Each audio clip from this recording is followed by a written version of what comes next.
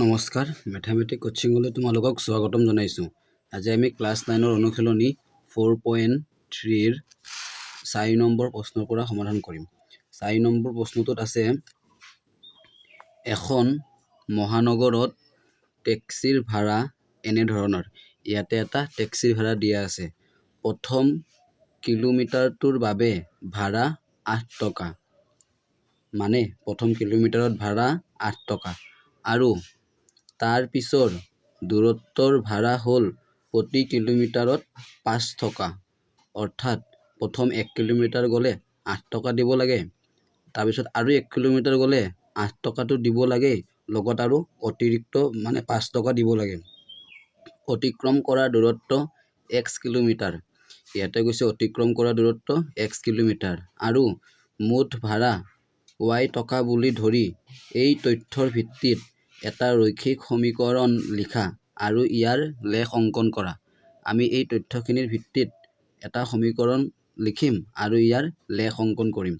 ইয়াতে অতিক্ৰম কৰা দূৰত্ব x কিলোমিটাৰ আৰু মুঠ ভাড়া y টকা। আমি এনেকৈ লিখিম, ধৰা হ'ল অতিক্ৰম কৰা দূৰত্ব x কিলোমিটাৰ আৰু মুঠ ভাড়া হ'ব y টকা। আৰু প্ৰশ্নমতে আমাক কৈছে, প্ৰশ্নটোৰ মতে প্ৰথম কিলোমিটাৰটোৰ বাবে ভাড়া 8 টকা, মানে প্ৰথম 1 কিলোমিটাৰ গ'লে তাৰ ভাড়া দিব লাগে 8 টকা আৰু তাৰ পিছত দূৰত্বৰ ভাড়া হ'ল প্ৰতি কিলোমিটাৰত 5 টকা। তাৰ পিছৰ কিলোমিটাৰ গ'লে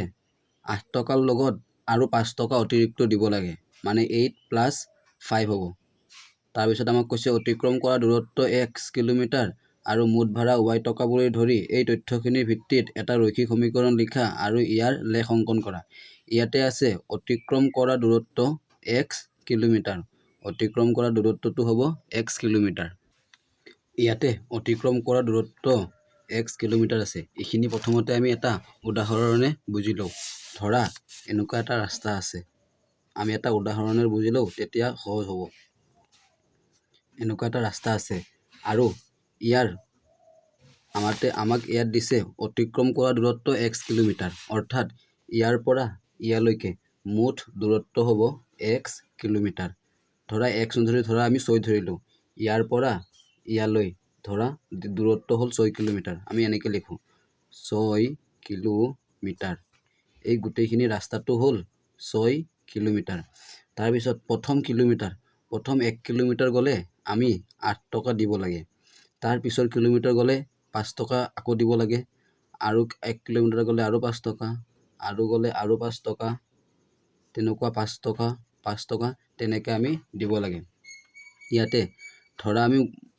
ৰাস্তাটোৰ দূৰত্ব 6 কিলোমিটাৰ বুলি ধৰিলোঁ। প্ৰশ্নত x আছে, পিছত আমি x লিখিম। ধৰা 6 কিলোমিটাৰ। এতিয়া আমি প্ৰথম 1 কিলোমিটাৰৰ ভাড়া দিলোঁ। গোটেই ৰাস্তাটো ইয়াৰ পৰা ইয়ালৈকে গোটেই ৰাস্তাটোৰ দীঘ হ'ল 6 কিলোমিটাৰ। যদি আমি প্ৰথম 1 কিলোমিটাৰৰ ভাড়া 8 টকা দিওঁ, আৰু কিমান কিলোমিটাৰ বাকী থাকিব? 6 আছে, গোটেই ৰাস্তাটো 6 কিলোমিটাৰ। প্ৰথম 1 কিলোমিটাৰ ভাড়া 8 টকা দিলোঁ, আৰু কিমান কিলোমিটাৰ বাকী থাকিব? 6ৰ পৰা 1 কিলোমিটাৰ গ'লে 5 কিলোমিটাৰ থাকিব। অৰ্থাৎ আমি এনেকৈ পাম 6 - 1, এইটো হ'ব 5 কিলোমিটাৰ। অৰ্থাৎ প্ৰথম কিলোমিটাৰৰ ভাড়া দিলোঁ আৰু কিমান কিলোমিটাৰ থাকিব? 5 কিলোমিটাৰ। কাৰণ ৰাস্তাটো আছিল 6 কিলোমিটাৰ, 1 কিলোমিটাৰ দিলোঁ, 6ৰ পৰা 1 গ'লে 5 হ'ব। সেইদৰে এতিয়া আমি প্ৰশ্নটোত কৰোঁ। প্ৰশ্নটোত আমাক আছিল এনেকুৱা এটা ৰাস্তা আছিল আৰু তাতে আমাক কৈছে ৰাস্তাটোত অতিক্ৰম কৰা দূৰত্ব x কিলোমিটাৰ। অৰ্থাৎ ৰাস্তাটোৰ দূৰত্ব আমাক কৈছে x কিলোমিটাৰ। এই গোটেই ৰাস্তাটোৰ দূৰত্ব ইয়াৰ পৰা ইয়ালৈকে ৰাস্তাটোৰ দূৰত্ব হ'ল x কিলোমিটাৰ। আৰু প্ৰথম কিলোমিটাৰত ভাড়া, ধৰা ইয়াৰ পৰা ইয়ালৈকে প্ৰথম কিলোমিটাৰত ভাড়া আমাক প্ৰশ্নত দিয়া আছে প্ৰথম কিলোমিটাৰৰ বাবে ভাড়া 8 টকা। এইখিনিৰ পৰা এইখিনি 8 টকা। প্ৰথম কিলোমিটাৰৰ ভাড়া 8 টকা আৰু তাৰ পিছৰ কিলোমিটাৰ গ'লে আমি 5 টকাকৈ দিব লাগে, সেইবাবে ইয়াতে 5 লিখিলোঁ। আৰু যিহেতু আমি প্ৰথম 1 কিলোমিটাৰৰ ভাড়া দিছোঁ 8 টকা, আৰু ইয়াতে কিমান কিলোমিটাৰ বাকী থাকিব ইয়াতে যেনেকৈ আছিল ধৰা আমি 6 কিলোমিটাৰ ধৰিছিলোঁ 1 কিলোমিটাৰৰ ভাড়া আছিল 8 টকা আৰু কিমান কিলোমিটাৰ বাকী আছিল 5 কিলোমিটাৰ বাকী আছিল কাৰণ 1 কিলোমিটাৰৰ ভাড়া দিছোঁ 6 ৰ পৰা 1 গ'লে 5 সেইদৰে ইয়াতে আমি কৰিম গোটেই ৰাস্তাটোৰ দিগ হ'ল x কিলোমিটাৰ প্ৰথম 1 কিলোমিটাৰ ভাড়া দিছোঁ আৰু কিমান কিলোমিটাৰ বাকী থাকিব এই গোটেইখিনি হ'ল x কিলোমিটাৰ x ৰ পৰা আমি 1 মাইনাছ কৰিম কাৰণ 1 কিলোমিটাৰৰ ভাড়া আমি দিছোঁ সেইবাবে আমি লিখিম x মাইনাছ 1 গোটেই ৰাস্তাটো x কিলোমিটাৰ প্ৰথম কিলোমিটাৰৰ ভাড়া 8 টকা দিছোঁ প্ৰথম 1 কিলোমিটাৰ দিছোঁ সেইকাৰণে গোটেই ৰাস্তাটোৰ পৰা 1 আমি মাইনাছ কৰিম প্ৰথমতে আমি ধৰা হ'ল লিখি লওঁ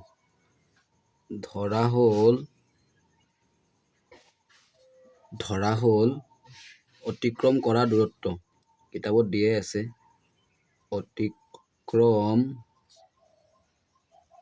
কৰা দূৰত্ব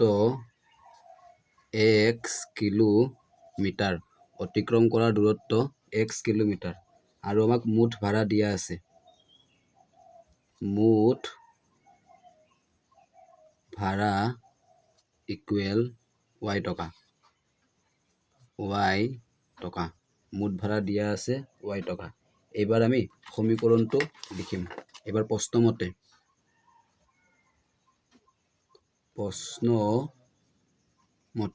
প্ৰশ্নটোৰ মতে আমাক কি কৈছে প্ৰশ্নটো আমি আকৌ এবাৰ চাই লওঁ প্ৰশ্নটোত আমাক দিয়া আছে এখন মহানগৰৰ টেক্সি ভাড়া এনে ধৰণৰ প্ৰথম কিলোমিটাৰৰ বাবে ভাড়া 8 টকা প্ৰথম 1 কিলোমিটাৰত 8 টকা আৰু তাৰ পিছত দূৰত্বৰ ভাড়া হ'ল প্ৰতি কিলোমিটাৰত 5 টকা তাৰপিছত যিমান কিলোমিটাৰ যায় 5 টকাকৈ দিব লাগে অতিক্ৰম কৰা দূৰত্ব আমি x ধৰিলোঁ x কিলোমিটাৰ আৰু মুঠ ভাড়া y টকা বুলি ধৰি এইটো আমি ধৰিলোঁ ৰৈখিক সমীকৰণ লিখিম আৰু লেখ অংকন কৰিম এতিয়া প্ৰথম কিলোমিটাৰৰ বাবে ভাড়া 8 টকা অতিক্ৰম কৰা দূৰত্ব x কিলোমিটাৰ অতিক্ৰম কৰা দূৰত্ব মানে ইয়াৰ পৰা ইয়ালৈকে এটা ৰাস্তা আছে ইয়াৰ পৰা ইয়ালৈকে অতিক্ৰম কৰা দূৰত্ব ইয়াৰ পৰা ইয়ালৈ গ'লে 8 ইয়াৰ পৰা অতিক্ৰম কৰা দূৰত্ব x কিলোমিটাৰ এইটো হ'ব x কিলোমিটাৰ অতিক্ৰম কৰা দূৰত্ব x কিলোমিটাৰ এইখিনিৰ পৰা এইখিনি হ'ল x কিলোমিটাৰ আৰু আমাক প্ৰশ্নত দিয়া আছে প্ৰথম কিলোমিটাৰৰ বাবে ভাড়া 8 টকা প্ৰথম এইখিনি গ'ল 1 কিলোমিটাৰ প্ৰথম কিলোমিটাৰৰ বাবে ভাড়া দিব লাগে 8 টকা তাৰপিছত কি কৈছে তাৰ পিছৰ দূৰত্বৰ ভাড়া হ'ল প্ৰতি কিলোমিটাৰত 5 টকা তাৰপিছত প্ৰতি কিলোমিটাৰ গ'লে আমি 5 টকাকৈ দিব লাগে সেইবাবে 5 লিখিলোঁ এতিয়া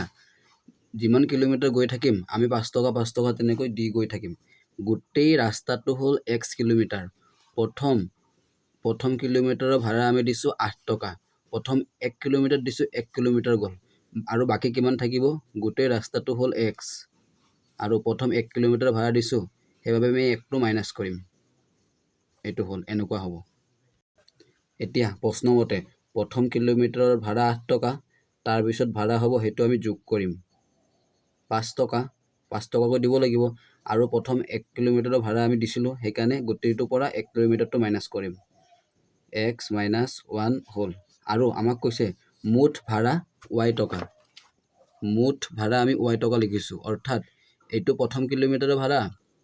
এইটো তাৰ পিছৰ প্ৰতি কিলোমিটাৰৰ ভাড়া হ'ব এইখিনি হ'ল প্ৰথম কিলোমিটাৰৰ ভাড়া এইখিনি হ'ল তাৰ পিছৰ প্ৰতি কিলোমিটাৰৰ ভাড়া যিমান গৈ থাকিম এনেকৈ বাঢ়ি গৈ থাকিব আৰু গোটেইখিনি মিলি মুঠ ভাড়া y টকা অৰ্থাৎ ইয়াৰ মান হ'ব y এতিয়া 8 আছে 8 লিখিলোঁ প্লাছ 5ৰ লগত x পূৰণ কৰিলে 5x মাইনাছ 5 এগুণ 5 ইকুৱেল y ইয়াতে যদি আমি চাওঁ 8ৰ পৰা 5 গ'লে ইয়াতে হ'ব 3 প্লাছ 5x ইকুৱেল y এতিয়া আমি ইয়াৰ পৰা y মানটো আছে xৰ মান ধৰি ল'ম y সমীকৰণটো আছে হৈ যাব এতিয়া আমি লেখ আঁকিম আমি সমীকৰণটো ওলোটা কৰিলোঁ তেতিয়াহ'লে বিন্দুকেইটা ওলোৱাটো সহজ হ'ব লেখ অঁকাৰ বাবে আমি এনেকৈ লিখোঁ y ইকুৱেল 3 প্লাছ 5x এইটো আমি সম্পূৰ্ণ ওলটাই লৈছোঁ 3 প্লাছ 5x ইকুৱেল y এইটো আমি ওলটাই লৈছোঁ yটো ইফালে আনিছোঁ আৰু 3 + 5x ইফালে নিছোঁ সম্পূৰ্ণ উল্টালে চিন সলনি নহয় এতিয়া আমি যেহেতু লেখ অংকন কৰিম তাৰ কাৰণে আমি বাকচ বনাই ল'ব লাগিব যেহেতু আমি তিনিটা বিন্দু ওলাম তাৰ বাবে তিনিটা ঘৰ বনাই লওঁ এটো x ৰ মান ইয়াতে y ৰ মান এটা দুটা তিনিটা ইয়াতে লিখিলো a b c এতিয়া আমি বিন্দু ওলাম বিন্দুবোৰ তোমালোকে সাইডৰ ফালে এনেকৈ ওলাই ল'বা ইয়াতে লিখো x = 0 হলে y = 3 plus 5x আছে 5 into x x মান যেহেতু 0 লৈছো ইয়াতে আমি 0 লিখিম 3 আছে 3 লিখিলো প্লাস 5 শূন্য গুণ 0 3 লগত 0 যোগ কৰিলে 3 হ'ব x ৰ মান 0 ললে y ৰ মান 3 x ৰ মান 0 ললে y ৰ মান হ'ব 3 এবাৰ আমি আৰু লও x = 1 হলে y = 3 plus 5 into 3 plus 5 5x আছিল 5 ৰ লগত x পূৰণ হেইভাবে পূৰণ চিন দিছো এতিয়া x ৰ মান বহাম x ৰ মান যেহেতু ইয়াতে 1 লৈছো হেইভাবে x ৰ মান 1 3 plus 5 এগুণ 5 5 3 8 x ৰ মান 1 ললে y ৰ মান পাম আমি 8 আকৌ x ৰ মান আমি -1 লও -1 হলে y = 3 plus 5 into x ৰ মান হ'ব -1 3 আছে 3 লিখিলো প্লাস মাইনাস 5 এগুণ 5 3 পৰা 5 মাইনাস কৰিলে -2 হ'ব যেহেতু ডাঙৰ সংখ্যাৰ আগত মাইনাস চিন আছে হেইভাবে হ'ব -2 অৰ্থাৎ x ৰ মান -1 ললে y ৰ মান হ'ব -2 এতিয়া আমি লেখ আঁকিবলৈ আমি x অক্ষ আৰু y অক্ষ আঁকি ল'ব লাগিব তোমালোকে পেন্সিলেৰে আঁকিবা মই কলমেৰে আঁকি দিছো এতিয়া আমি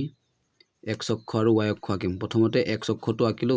তাৰ পিছত y অক্ষ আঁকিম তোমালোকে এটো 1 সেন্টিমিটাৰকৈ আঁকিবা এটো জানাই 1 সেন্টিমিটাৰ তেনেকৈ হোৱাকৈ আঁকি লবা 1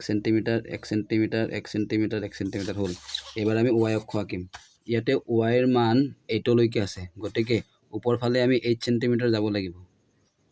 ওপৰ ফালে আমাৰ 8 সেন্টিমিটাৰ লৈকে হ'ব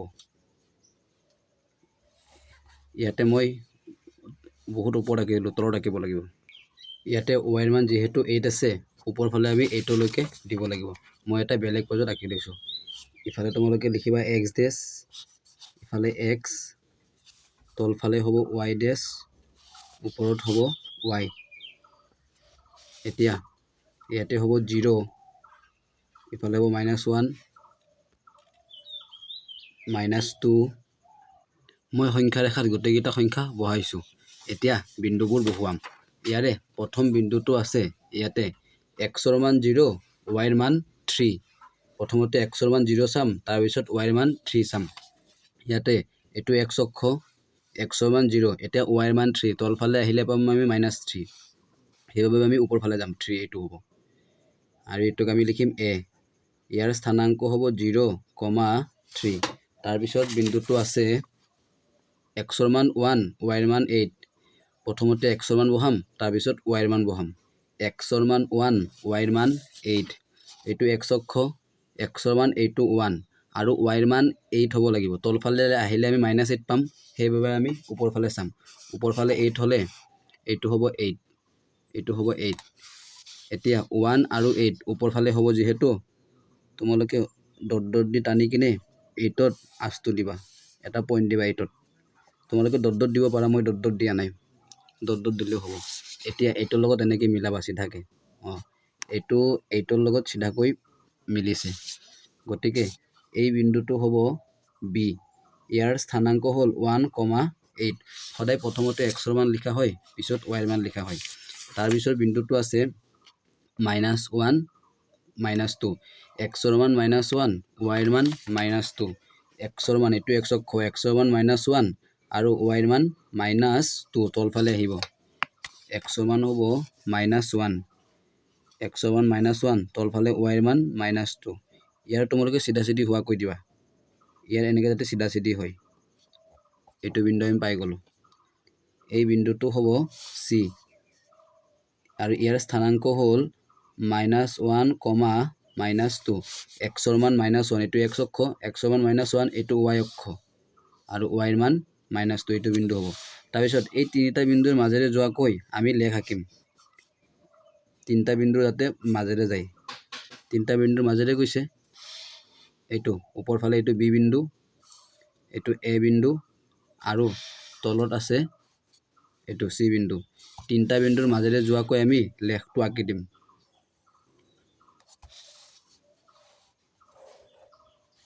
হৈ গ'ল ইয়াতে কাৰ্চিন দিবা আৰু ওপৰতো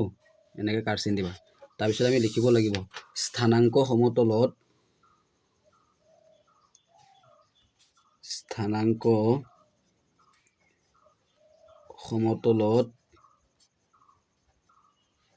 x অক্ষ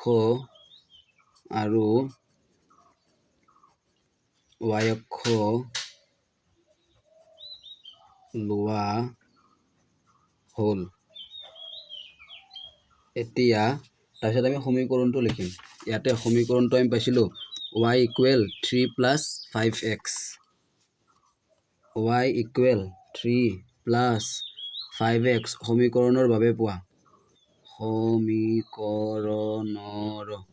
সমীকৰণৰ বাবে পোৱা a বিন্দুৰ স্থানাংক আছিল 0,3 b ৰ স্থানাংক 1,8 আৰু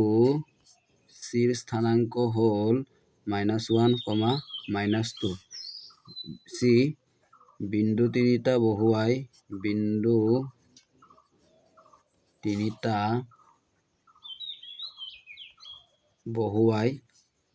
a